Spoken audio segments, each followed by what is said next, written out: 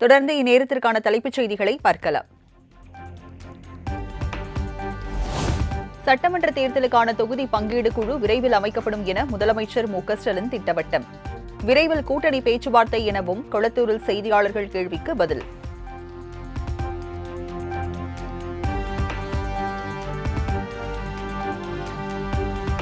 அரசியலில் நான் யாரையும் எதிரியாக பார்க்கவில்லை. புதிய எதிரிகளை எப்படி பார்க்கிறீர்கள் என்ற செய்தியாளர்கள் கேள்விக்கு முதலமைச்சர் பதில்.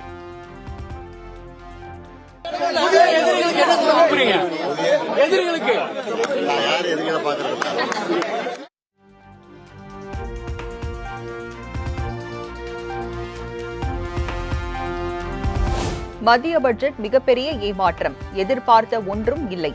வரும் தேர்தலில் தமிழக மக்கள் பாடம் புகட்டுவார்கள் என முதலமைச்சர் மு.க.ஸ்டாலின் பேட்டி. இதுக்கு மக்கள் வரக்கூடிய சட்டமன்ற தேர்தலில் இதுக்கு பாடங்களை கற்பிப்பாங்க.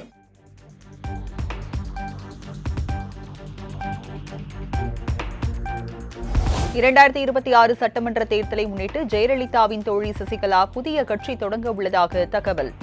2026 தேர்தலில் தமது ஆதரவாளர்களை நிச்சயமாக களமிறக்கப்படுவார்கள் என திட்டவட்டம்.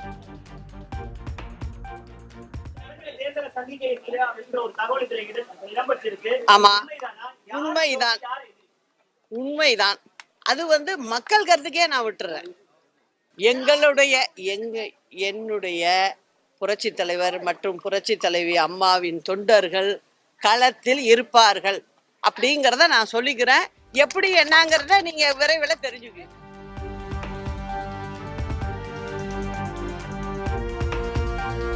காங்கிரசுடன் கூட்டணியை உறுதி செய்யாமல் எப்படி திமுக பலமான கூட்டணியாகும் என அமமுக பொதுச் செயலாளர் டிடிவி தினகரன் கேள்வி.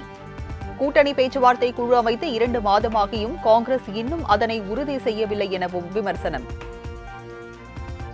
இன்னும் திமுக கூட்டணி பலமான கூட்டணிங்கிறீங்க, கொள்கை கூட்டணிங்கிறீங்க. காங்கிரஸ் கட்சி தேர்தல் பேச்சுவார்த்தைக்கு குழு அமைத்த 2 மாதம் ஆகுது. இன்னும் அவர்கள் தொடங்கவே இல்லை. இன்னும் அவர்கள் கூட்டணியில் அவர்கள் எத்தனை சீட்டுகள் அவர்களுக்கு ஒதுக்கப்பட்டு அது என்ன சுமூகமாக போகுமா என்பதே தெரியாத அளவிற்கு நாம் கேள்விப்படுகின்ற செய்திகள் நெறியாளர்களுக்கு சொல்கிறேன்.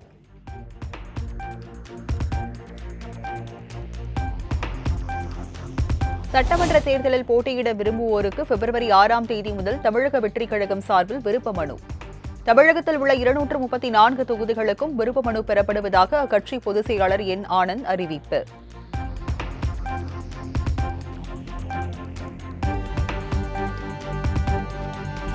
விஜய் வாங்கும் சம்பளத்தில் கருப்பு பணம் அதிகம், வெள்ளை குறைவு என அதிமுக முன்னாள் அமைச்சர் ஜெயக்குமார் விமர்சனம். ஊழல் குற்றச்சாட்டை முன்வைக்கும் விஜய் முதலில் எவ்வளவு வருமான வரி செலுத்துகிறார் என தெளிவுபடுத்த வேண்டும் எனவும் சாடல்.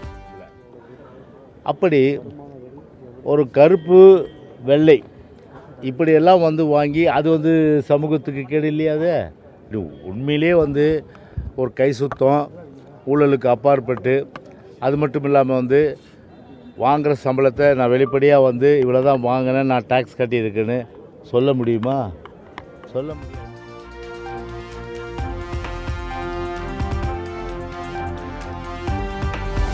கரூர் சம்பவம் பற்றி சிறிதும் கவலைப்படாமல் கட்சி விழாவில் ஆடும் விஜய் ஈவு இரக்கமற்றவர் என அதிமுக முன்னாள் அமைச்சர் ஜெயக்குமார் கடும் சாடல்.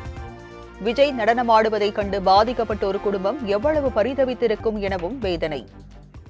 ஒரு 3ஆம் ஆண்டு கட்சி துவக்க விழாவில் டான்ஸ் ஆடுறாருன்னா அந்த 41 குடும்பங்கள் எந்த அளவுக்கு மன கஷ்டப்பட தயவுசெய்து நீங்கள் நினச்சி பாருங்கள்.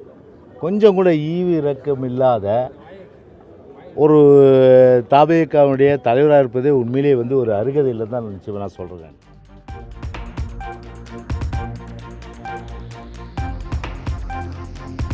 விஜய் எங்களுக்கு எதிரி அல்ல, எப்போதும் எங்களுடைய ஒரே எதிரி திமுக தான் என அமமுக பொதுச் செயலாளர் டிடிவி தினகரன் பேட்டி. அதிமுக தலைவர்களை ரோல் மாடல் என கூறிக்கொண்டு அதனை ஊழல் கட்சி என விஜய் எப்படி கூற முடியும் எனவும் கேள்வி.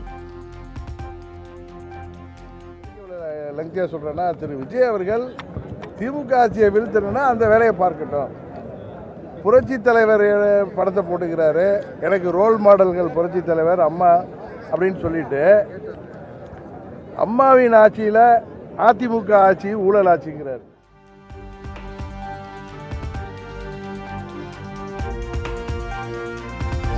தவேக தலைவர் விஜயின் கட்சிக்கு என்ஜின் இருக்கிறதா? என்ஜினை ஓட்ட யார் இருக்கிறார்? டப்பா என்ஜின், ஓட்ட என்ஜின் என மத்திய அரசை விமர்சித்த விஜய்க்கு அண்ணாமலை பதிலடி. விஜய் அவர்கிட்ட இன்ஜின் இருக்கான்னு எனக்கு தெரியலையே. அட்லீஸ்ட் எங்ககிட்ட இன்ஜின் இருக்கு, டபுள் இன்ஜின் இருக்கு. விஜய் அவங்க இன்ஜினையே நம்ம பார்க்கலையே. அது இன்ஜின் இருக்கா, இல்ல கார்பரேட்டர் இருக்கா, அந்த இன்ஜினை ஸ்டார்ட் பண்ற ஆள் இருக்கா, அந்த இன்ஜின் வந்து ஒரு சேசியில மாட்டுவாங்களான்னு.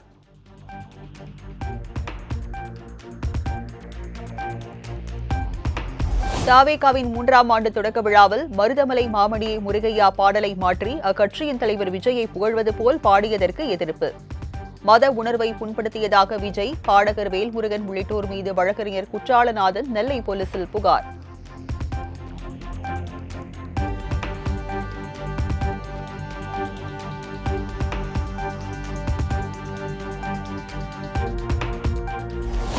திருமங்கலம் தொகுதியில் பெண்கள் காலில் விழுந்து அதிமுக நிர்வாகிகள் நூதன பிரச்சாரம். இரட்டை இலைக்கு வாக்களிக்குமாறு துண்டு பிரசுரங்கள் வழங்கி ஆதரவு திரட்டினர். எடப்பாடியாரு முதலமைச்சரான முதல் கையெழுத்து அதுதான். நீங்க ரெட்டலை ஓட்டு போடுங்க, பாட்டி ரெட்டலை ஓட்டு போடுங்க. தங்கம் திட்டம் செயல்படுத்த போடுங்க. அண்ணன் உதயகுமாருக்கு ரெட்டலை ஓட்டு போடுங்க. ரெட்டலை ஓட்டு போடுங்க. அண்ணன் உதயகுமாருக்கு ஓட்டு போடுங்க.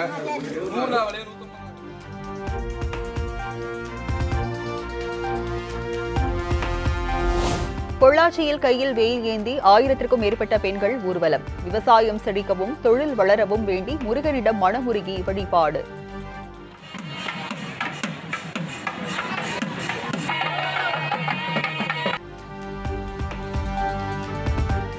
புதுச்சேரியில் பணி நிரந்தரம் செய்ய கோரி சட்டப்பேரவையை முற்றுகையிட வந்த ஒப்பந்த ஆசிரியர்கள் தடுப்புகள் வைத்து தடுத்து நிறுத்தியதால் போலீசாருக்கும் ஆசிரியர்களுக்கும் இடையே தள்ளுமுள்ளு.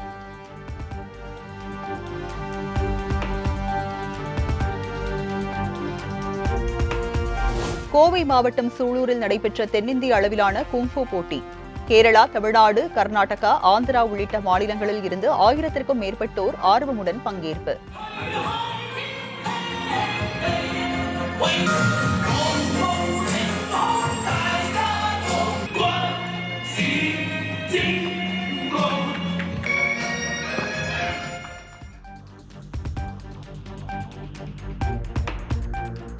ஆறு தொகுதிகளுக்கான பாஜக தேர்தல் பொறுப்பில் இருந்து விலகுவதாக கட்சியின் முன்னாள் மாநில தலைவர் அண்ணாமலை பேட்டி.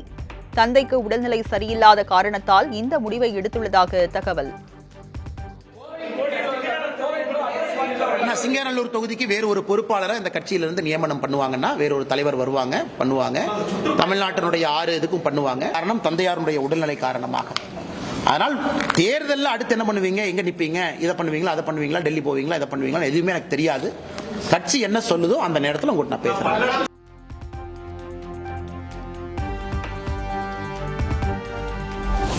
ஐந்தம்ச கோரிக்கைகளை வலியுறுத்தி சென்னை பாரிமுனையில் சத்துணவு மற்றும் அங்கன்வாடி பணியாளர்கள் போராட்டம். அனுமதியின்றி போராட்டம் நடத்துவதாக போலீசார் கைது நடவடிக்கையில் ஈடுபடும் என்ற போது தள்ளுமுள்ளு வாக்குவாதம்.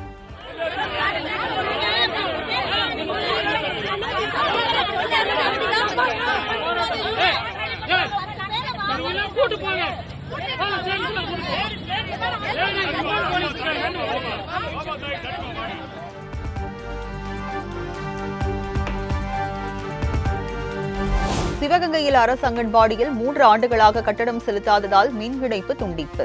ஊராட்சி ஒன்றிய அலுவலர்களின் அலட்சியத்தால் குழந்தைகள் தவிப்பு.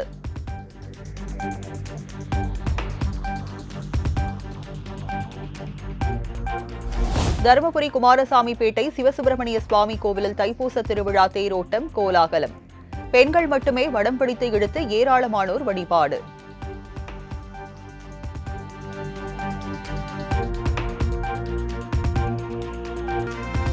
சென்னையில் சாலையில் கிடந்த 45 சவரன் தங்க நகையை மீட்டு அதன் உரிமையாளரிடம் நேர்மையாக ஒப்படைத்த தூய்மை பணியாளர் பத்மா.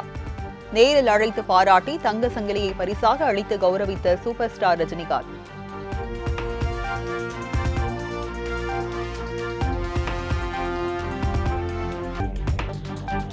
₹10 கோடி டெபாசிட் செய்ய நடிகர் விஷாலுக்கு மேலும் கால அவகாசம் வழங்கலாமா? லைகா நிறுவனம் பதிலளிக்க சென்னை உயர்நீதிமன்றம் உத்தரவிட்டுள்ளது.